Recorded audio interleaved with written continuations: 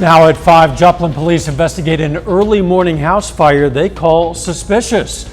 Plus, a local donkey rescue hosts an event focused on helping children with autism. And lawmakers move closer to a deal over the nation's debt limit. I'm Willie James, Inman at the White House with the latest on the negotiations and the looming deadline. The 4 states' most watched news starts now. Joplin police say security video shows someone setting fire to a home in the Byers and Murphy neighborhood this morning. This is KOAM News at 5. I'm Dow Quick.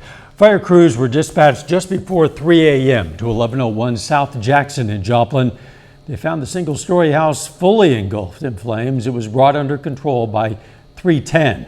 No one was found inside, but firefighters did rescue a kitten. Investigators found the fire suspicious, and now they have video that apparently shows a man lighting that fire. Chloe Arroyo joins us now for a first look at the weather. Well, today was a beautiful day, maybe a couple stray quick showers in northeast Oklahoma, but the biggest thing, the biggest culprit is those allergies. I know a lot of us have gone through the whole 9 yards of those allergy symptoms this past week, and unfortunately that will continue. And those warm temperatures are actually accompanying those conditions, temperatures in the upper 70s to lower 80s across the board. Now coming up here in a bit, we're going to talk about the beautiful weekend that we have ahead, as well as the timeline on some possible isolated showers as we head into the rest of next week. And those hot temperatures are going to continue. I'll have all that information coming up here in a bit. See you soon. T&D Donkey Rescue, a donkey rescue shelter in Liberal, Missouri, organized an event titled Family Autism Day at the Rescue to promote awareness about autism and about donkeys. Donkeys and horses are available for everyone to brush, hug, pet, even give kisses. Guests enjoyed various activities such as face painting, games, coloring. The event aimed to foster understanding and appreciation for autism and raise awareness for the vital role donkeys can play in therapy and support. The donkeys are super friendly and they're easy to get along with. They love to be groomed, so it makes it easy for them, to also participate. And they really truly want to be with people. 30 to 50 people attended that event. This is Cemetery Preservation Month. One cemetery in Joplin is named after the city's founder, John C. Cox. The cemetery was open until 1938 with many community members, including Cox himself, buried there. Volunteers help maintain the John C. Cox Cemetery, from mowing and weed eating to cutting limbs and cleaning stones. Doing the work here, it's really honorable work. We honor the legacy of the people who founded our town, the Civil War veterans, the miners, the families that are buried here. If you're interested in volunteering at any of the Jasper County cemeteries, you can go to our website, koamnewsnow.com. Some area Indian tribes will get millions of dollars in federal grants for the development and operation of low-income housing. The Department of Housing and Urban Development is giving a total of more than $95 million. That includes $2 million each for the Ottawa Tribe of Oklahoma, the Quapaw Nation, and the Modoc Nation. Miami, the Peoria Tribe of Oklahoma, gets more than $1.1 million. The top House Republican says he's optimistic a deal on the debt ceiling will be reached, but stops short of predicting it could be today. CBS News has learned progress has been made on a plan to cap spending and raise the debt limit for 2 years, but differences remain. Reporter Willie James Inman has more now from the White House. Arriving for another day of wrangling over the debt ceiling, House Speaker Kevin McCarthy said he's optimistic. We're going to work as hard as we can to try to get this done. The Republican speaker says negotiators made progress on a deal with the White House to raise the debt limit and avoid defaulting on America's bills. Sources familiar with the talks tell CBS News the deal would cap overall federal spending levels for the next 2 years. Military and veterans funding would increase slightly, while domestic spending would dip slightly or remain flat. It's really coming down to one thing. This has been about spending. The two sides still appear to be at odds over work requirements for Americans receiving government assistance, but Republicans wouldn't comment on specifics. Everybody wants the detail, but the larger issue here is an agreement that changes the trajectory of our nation's finances. The White House has just 6 days to get this deal done, or the Treasury warns the country could start defaulting on its bills. $25 billion in Social Security checks are set to go out the door next Friday. The American people deserve to know that the Social Security payments will be there. President Biden has said default is not an option, while adding there are competing visions for what America's budget will look like. Congress has adjourned for the holiday weekend, but lawmakers could be called back to vote if a deal is reached. Willie James Inman, CBS News, the White House. Now, a 2-year deal would mean the executive and legislative branches wouldn't have to revisit the subject until after the next presidential election. Drama in the skies overseas. Look at this. A passenger had opened an exit door on a plane in flight. Video shows wild winds tearing through the cabin of the South Korean jetliner as passengers hold on for dear life. The incident occurred as it was nearing its destination at an altitude of 700 feet. It landed safely and the unidentified person was detained by airport police. 12 people were taken to hospitals with minor injuries. New documents released by the FBI show there was a plot to assassinate Britain's Queen Elizabeth II back in the 1980s. A cache of 103 pages were posted to the FBI's online records site, The Vault. The files cover preparations for several trips the late Queen made to the United States. One document appears to detail a tip from San Francisco police gathered before a 1983 visit regarding a phone call from a man who claimed to be planning a retribution attack after his daughter was killed in Northern Ireland. Still ahead, the high cost of hitting the road. Americans are hitting the road this Memorial Day weekend. I'm Cristian Benavides with how gas prices are impacting travel. And next in Health Watch, if you plan to be out in the sun this weekend, we're going to have some tips to protect yourself from the dangers of sun cancer. Topping today's Health Watch, the oral antiviral pill Paxlovid now has full official approval from the FDA to treat COVID-19 in adults.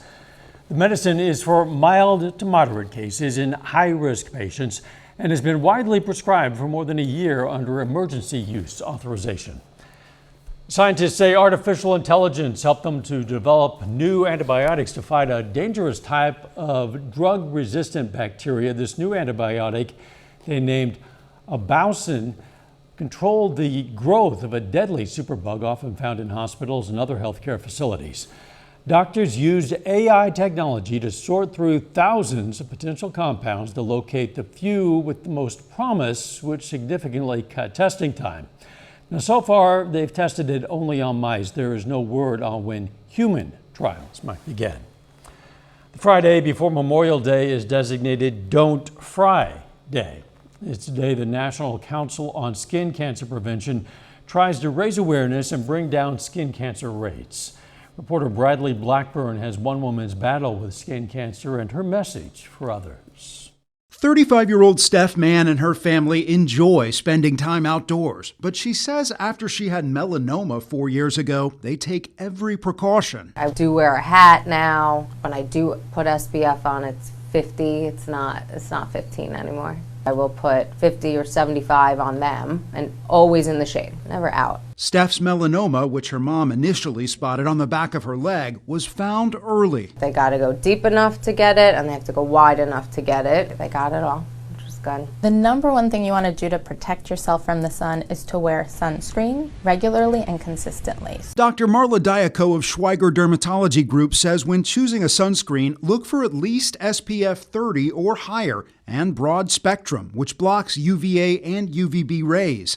Mineral sunscreens sit on top of the skin and reflect the harmful rays away. They contain ingredients like zinc oxide or titanium dioxide. If you have more sensitive skin, those are known to be less irritating. Chemical sunscreens are equally safe. Chemical sunscreens are sunscreens that have chemical filters that are actually absorbed into your skin. For these to be effective, you do want to apply them about 15 to 20 minutes before going outside. Reapply that sunscreen every 2 hours, and don't forget other sun safety measures like hats, sunglasses, and sun protective clothing. Just raise your arm. Steph gets a skin exam every 6 months to check for changes on her skin. This could definitely happen to anyone. She encourages others to see their dermatologist every year and have fun in the sun, but be careful.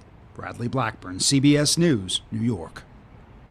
Dermatologists say the best sunscreen is the one you're actually going to use. So that could be cream or lotion or maybe spray. The doctor Bradley spoke with recommends using a cream or lotion for the initial application of the day to make sure every area of skin is covered and that nothing gets missed. There's new evidence that diet could affect risk for contracting HPV, the virus that leads to cervical cancer. Researchers in Louisiana found that women who do not eat fruits, green vegetables, and beans were at a higher risk of HPV infection.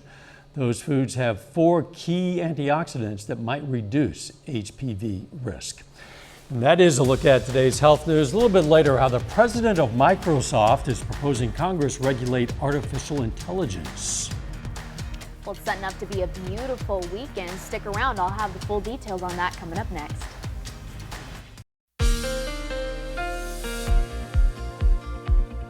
Well, fun fact, I like my music how I like my temperatures, in the 80s. So if you're the same, then you're going to be in luck as we head into this week.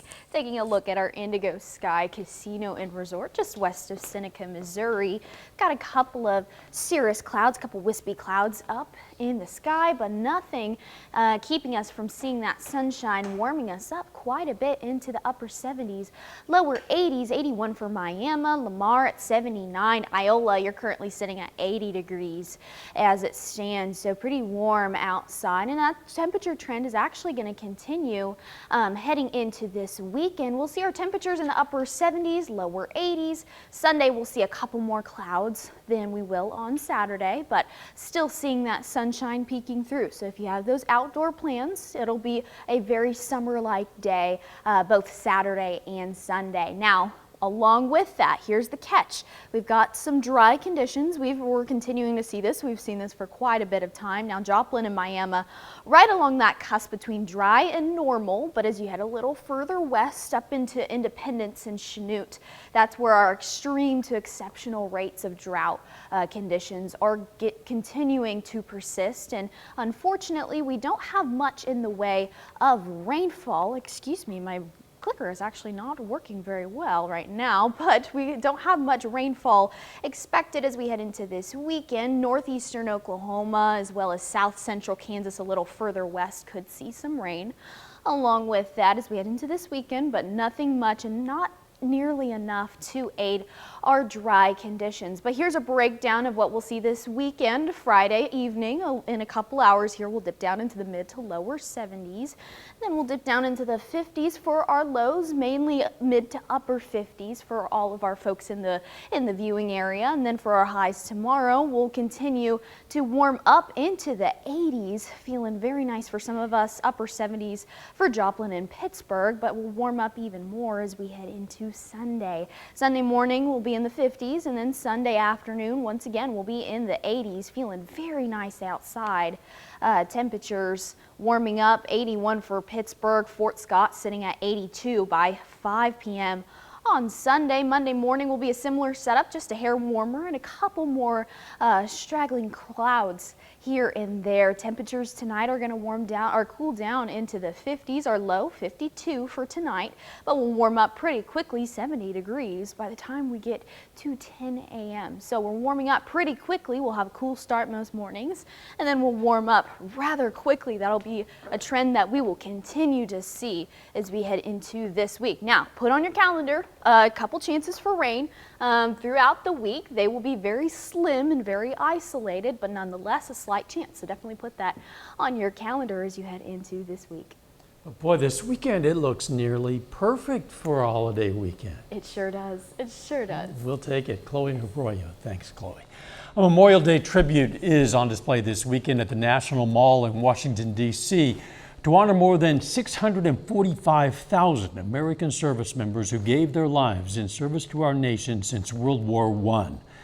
This year, the Poppy Wall of Honor features a special panel to commemorate the 50th anniversary of the U.S. military's exit from the Vietnam War and a digital panel that will display individual remembrances.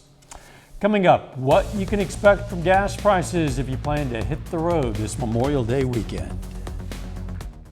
Topping today's Consumer Watch, the president of Microsoft is urging federal leaders to regulate artificial intelligence.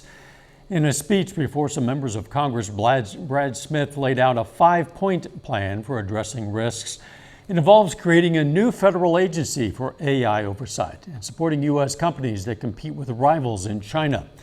He also is asking President Biden to create new restrictions on how the federal government uses AI. Smith's speech echoes one last week from the head of OpenAI, the company behind ChatGPT. Twitter has unveiled a new paid access tier called Pro. It costs $5,000 per month. It allows subscribers to retrieve 1 million tweets and 300,000 automated tweets a month. The offering is aimed at attracting startups, but it's already received backlash for being unaffordable and coming too late since the paywall went into place. In an effort to make money, Twitter has restricted the amount of data that can be accessed unless users pay for it. Millions of Americans are heading out for Memorial Day weekend and millions more making travel plans for the rest of the summer. Christian Benavides takes a look at how much those vacations are going to cost. James Cagney shares his name with a classic Hollywood actor, but in his big role as husband, he's filling up and taking his wife on vacation. It's a weekend getaway. We do it every week, every year on Memorial Day. This year, Cagney's paying less for gas.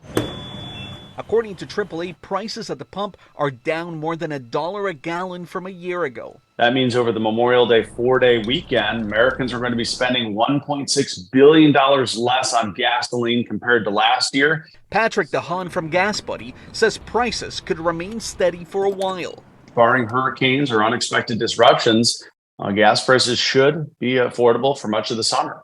AAA says more than 42 million Americans will travel 50 miles or more from home this Memorial Day weekend. The TSA is expecting a record number of flyers.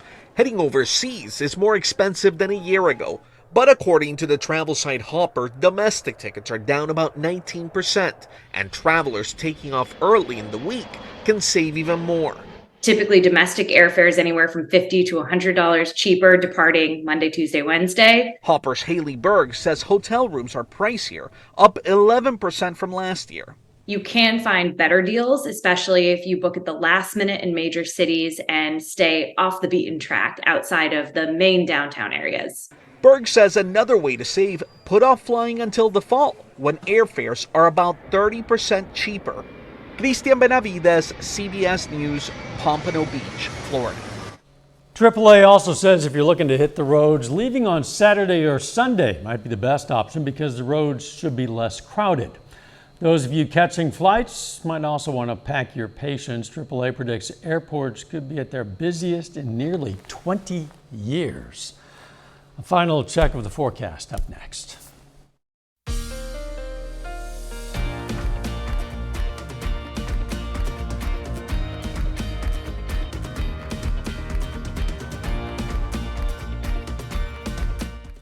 Up next on the CBS Evening News, we're going to meet one of the most important people at Harvard Law School, a sanitation worker. Then on KOAM News at 6, Kansas State University celebrates the completion of its National Bio and Agro Defense Facility. Plus, we're going to have more on the Autism Family Day event at T&D Donkey Rescue.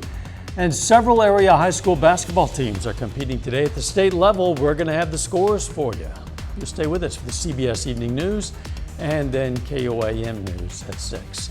In the meantime, beautiful evening out there, and we have some more nice days ahead of us, Chloe. For sure. This is a beautiful weekend. If you got those outdoor plans, you're definitely going to want to get out. Warming up into the upper 70s and even into the 80s by the time we get to Sunday. And we'll just have some isolated rain here and there throughout the week, but nothing significant. Just a chance pretty much every day. And this weekend, a nice way to unofficially kick off the summer season. For sure. Can't think of a better way. You bet. Thanks for joining us. CBS Evening News is next. And of course, we're going to be right back here for KOAM News at 6. We'll see you then. Let's make it a great evening.